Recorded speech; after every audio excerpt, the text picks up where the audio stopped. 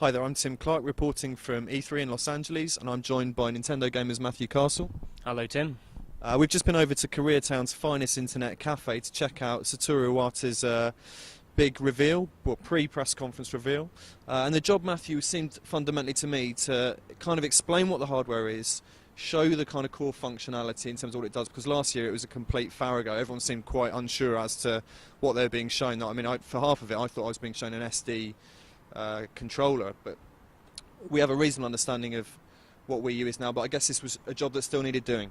Yeah, absolutely. It's basically, I think the idea was they wanted to, before their Tuesday conference, was get the hardware out of the way so they could focus on the software. There was a lot of things today with, this all makes sense on Tuesday kind of thing. So yeah, and the majority of the actual speech was last year's sizzle reel of Wii U, broken down with audio commentary, which is basically what everyone needed back then, which was saying like, look, this is the dual screen playing golf, this is me using a touchscreen, which I guess is what people needed. There was a lovely moment it was the opposite of last year, because last year was such a confusing cloud of weirdness, but this year they took the level of explaining down to going, we've invented this thing called Miiverse.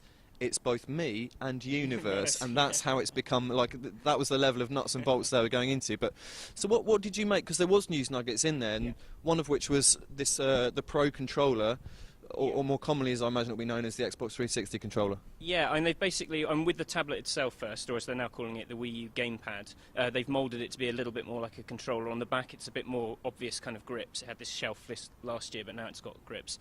They've also added analog sticks, which are clickable, which it didn't have before, which is basically bringing it in line with a 360 pad.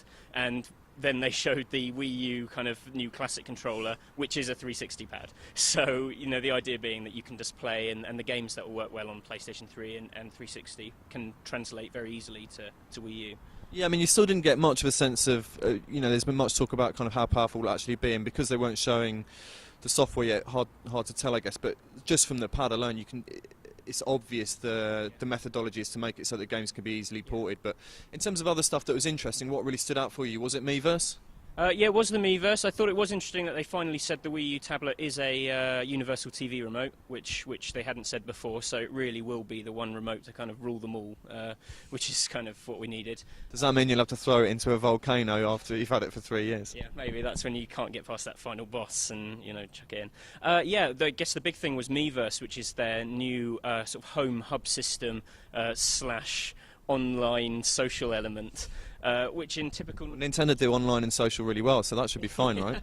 Well, no, what they do is, they always do this. They take something which is quite a common idea, and then they go, well, we can't do that because we've got to do our own thing. We've got to take a slightly kind of curveball, left-field approach to it. So they've taken the idea of just sort of instant messaging, which makes sense, except they've then tied it to a very kind of, what strikes me as a very game-specific system in terms of messaging your friends about moments in the game, and almost having like a per game Twitter feed. So did you read that as it was, you would just, I mean, I guess we'll find out more as the show goes on, but so they ran that, what looked to be very expensive and fairly embarrassing video with John the hipster douchebag on his sofa getting stuck in a kind of a, I don't know if that was actually a zombie game that we're expecting, or if that was just like some Gennaro zombie footage, but he got stuck with the boss and then he jumped onto his not Twitter but sort of Twitter feed, and there were people going, well, this is how you beat that boss, and the idea of it being linked to not just the top level of the game, like you might follow Mass Effect on Twitter, but actually being linked to specific sections of the game made it feel like,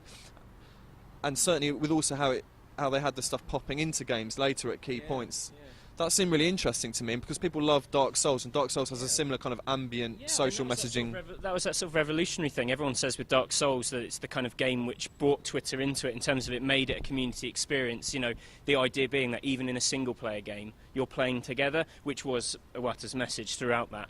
I guess that's going to be their big focus. I mean, the things with like Super Mario having kind of congratulatory messages popping up at the end of levels going, well, nice one, I did this level as well, or that kind of stuff. Yeah, I think that's cool. I'm a little intrigued to what their actual broader sort of online offering is in terms of communication between players, but the idea of this sort of always online kind of experimental, people chipping into your play experience, and that sounds great.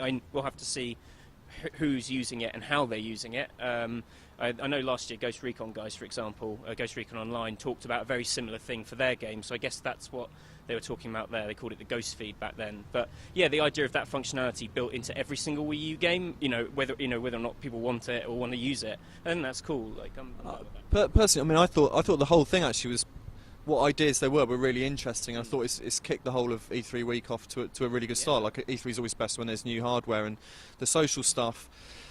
From back in the days of being able to see other people's Ghost replays, it's that lovely sense of like someone else has been here before me and being able to kind of check out what they're doing. But I guess other than that, the main reveal was obviously the porn curtain. The porn curtain, which is the web browser, which, like the 3DS, you'll be able to pause Wii U games and go into a web browser, and that's also where this Miiverse stuff takes place.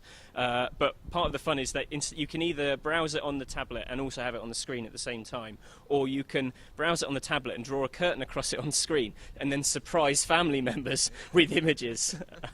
So prepare for horror, Grandma. Yeah, well, keep that goatsy picture saved on your tablet, and you won't go far wrong. All right, so I mean, before we wrap up, overall, were you pleased with it, Matthew? Was it kind of what you expected? You were very excited beforehand. Yeah, absolutely. And if they can pack that much before the show, I can't wait to see what they do with an hour and a half on Tuesday. I think it's going to be great.